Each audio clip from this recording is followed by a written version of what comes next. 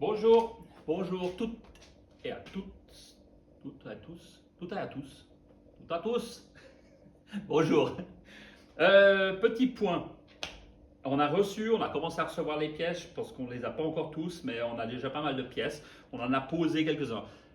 Pourquoi on fait ça? C'est essentiellement pour avoir ce qu'on appelle un montage à blanc. Alors, montage à blanc, ça veut dire qu'on pose les pièces, on ne les fixe pas vraiment, on les fait tenir pour avoir un aspect général. Faites-le parce que c'est pas mal intéressant. Ça vous évite de monter, serrer, de tout mettre en place, de dire ah mince, finalement, c'est pas ce que je voulais, puis de démonter, de remonter. Où est-ce que le montage à blanc, où est-ce qu'on en est? Alors, il y a des choses qu'on a montées en fixe, qui sont terminées, dont on sait que c'est ce qu'on veut. Et pas mal d'autres choses qu'on est encore en train de tâtonner, de regarder, et vous verrez, ça peut encore évoluer. Alors, pour vous détailler un peu ce que vous voyez, vous vous rappelez la moto comment elle était au départ? Eh bien, on a reçu les jantes thermolaquées, ne bricolez pas. Mettez un petit peu d'argent dans le thermolacage.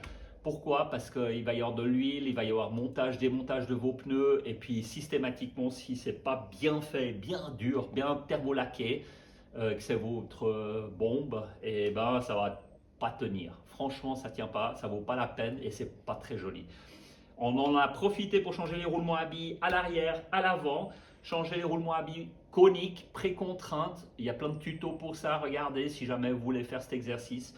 Faites-le, c'est un conseil. On a changé, nettoyé frein arrière complètement pour rénover le tout. Ensuite, nettoyage, on en profite pour nettoyer. Là, vous voyez, ça a été brossé. On peut aller plus ou moins loin dans le brillant. Et à ça, eh ben, on a monté les amortisseurs avec le renfort des pièces de fixation supérieures et le support qui va devenir le support de selle sur lequel on va venir monter. Ce support de selle prend appui latéralement sur les points de fixation d'origine et va donner aussi cette rigidité au cadre pour permettre de ne pas avoir de torsion de cet ordre-là entre les deux bras, vu qu'on vient maintenant monter les amortisseurs directement sur cette position.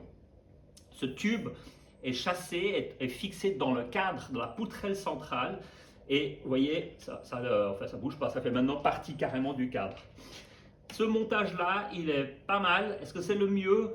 Je ne sais pas, mais en tout cas, il donne largement satisfaction. YSS avec bonbonne externalisée, pourquoi? Pour amener un petit peu de performance. Ça reste encore de la moto promenade, hein. On n'est pas sur des amortisseurs de compétition et c'est inutile. Mais ça donne quand même une performance supplémentaire. Bonne marque, rapport qualité-prix satisfaisant et ça fait largement l'affaire sur une moto des années 80. Réglable en dureté précontrainte des ressorts avec une boucle. Ensuite, échappement, vous voyez les échappements qu'on a montés. Là, typiquement, on a monté les échappements avec des soudures visibles qui permettent de faire le petit rappel avec le doré. C'est d'ailleurs un peu on va dire la signature de point commun. C'est la signature des soudures dorées avec les bonbonnes dorées. Vous verrez, il y a des petits rappels à droite à gauche de doré. Ça fait bien l'affaire. Ça se monte sur les pattes d'origine avec une patte légèrement décalée. Ça fait que l'échappement remonte quand même pas mal plus. Ça lui donne ce style un peu, ouais, moi j'aime bien. Enfin, dites-moi si vous aimez. Ça marche bien. Ça se monte sur les tubes d'origine. Donc on a gardé les tubes d'origine bien nettoyés qui sont déjà un petit peu jaunis. Donc ça va très bien avec ça. Changer le capteur de vitesse. Pourquoi? Parce que normalement c'est un câble. C'est mécanique, parce que c'est mécanique dans le compteur BMW d'origine. Là, on est passé en digital, donc c'est un capteur digital qui va ramener en fait un signal électrique. Enlever le choke, mis des chokes manuels, c'est-à-dire vraiment où on pousse et on tire, ça fait tout à fait l'affaire. C'est même, ouais, pour le look, c'est sympa, ça enlève un câble, puis ça permet d'avoir finalement un seul câble. Derrière, ces pièces-là ont été sablées, on le voit devant cette pièce-là, celle-là. On ne les a pas encore complètement nettoyées. On a nettoyé le bloc, nettoyé les cylindres, nettoyé tout le reste, remis tout propre. Donc ça c'est prêt. Ça il faut encore qu'on ajuste. Là vous voyez c'est un peu plus satiné que ça. Donc on va légèrement à la paille de fer. On va venir rattraper pour avoir la même tonalité. Donc ça se fait tout doucement, la laine de fer, je vais y arriver, avec un peu de WD-40. Ça c'est assez facile. Il va y avoir les admissions. On a enlevé les deux bobines 6 volts qui font l'allumage 12 volts pour les bougies. On l'a enlevé, remplacé par un boîtier électronique, système électronique, pas forcément plus puissant, mais par contre plus précis. Pour la décharge est beaucoup plus pointue et beaucoup plus précise. Ça ne change rien en termes de performance pure, mais ça marche pas mal au démarrage à froid, ça marche pas trop mal. Aussi le régulateur, vous voyez le boîtier de régulation, ce boîtier de régulation on l'a changé.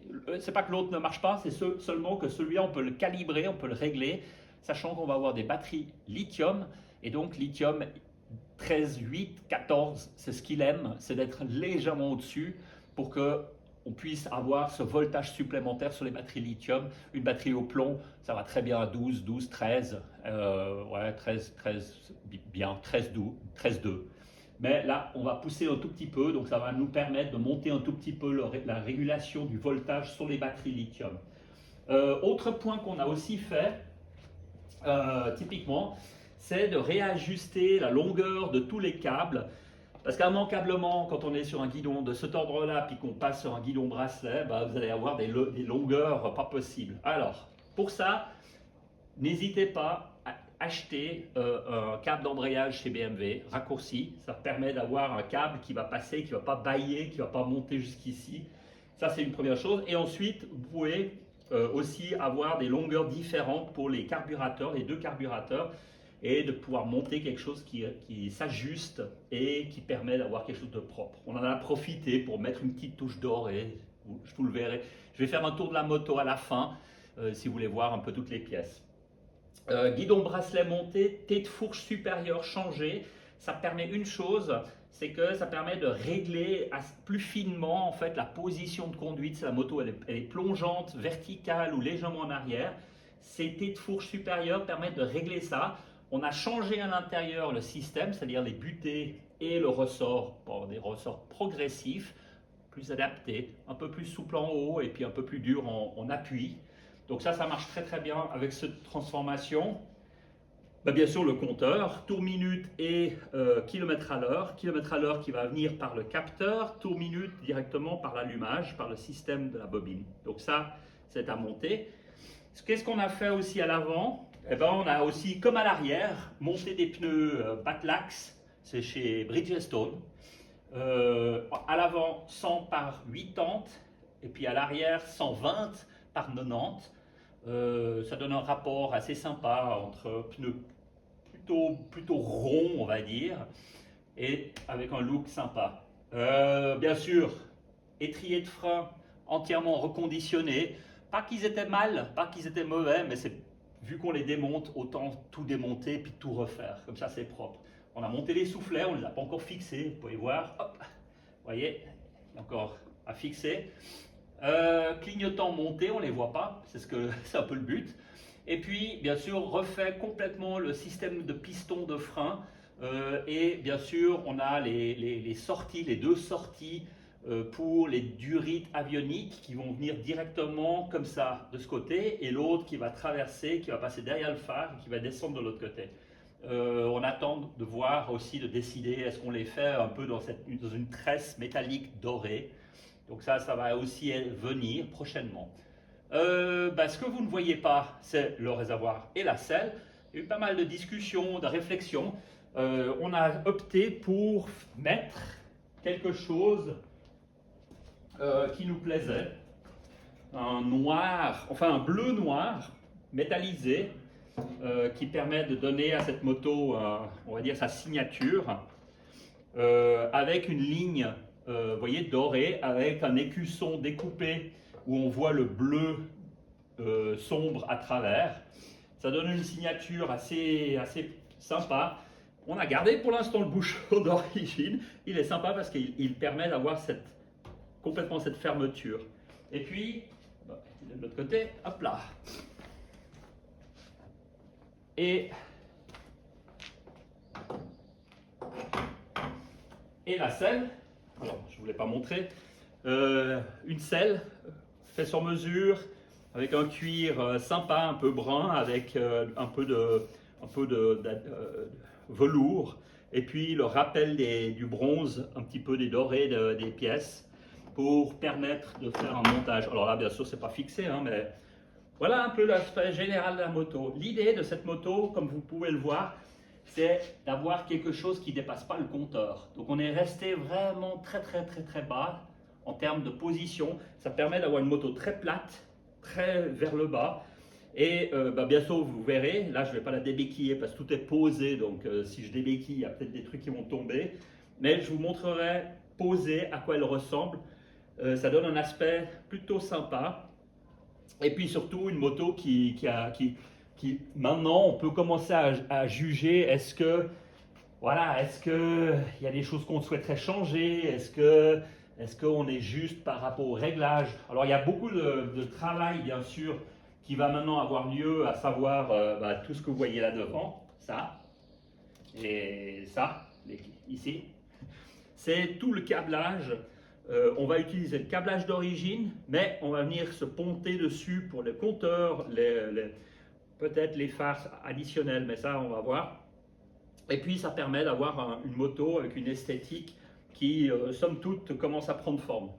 Ça change, comme vous pouvez le constater si vous regardez les premières vidéos, vous verrez que c'est une moto qui commence à prendre vraiment du caractère et qui commence vraiment à ressembler à quelque chose. On est toujours dans le budget qu'on avait annoncé dans les premières vidéos, donc on est bien. Alors il y a des endroits effectivement, par exemple, on n'a pas sorti le moteur du cadre, parce que bien sûr c'est des heures en plus, mais dans l'ensemble, ça donne une moto qui tient assez bien la route. Voilà le montage à blanc. Maintenant il va y avoir beaucoup de travail on va dire de montage, de fixation, de finition. C'est là où on va commencer à vraiment faire la différence. Mais le look général, mettez-nous dans les commentaires si quelque part ça vous plaît, si vous trouvez la moto intéressante, si elle vous plaît aussi, en espérant que ça vous montre un peu, ça vous donne quelques noms, quelques idées, et puis en espérant que ça vous plaise. À tout bientôt, et puis n'oubliez pas, partagez, parce que comme ça on sait un petit peu qu'est-ce que vous en pensez. À tout bientôt, au revoir.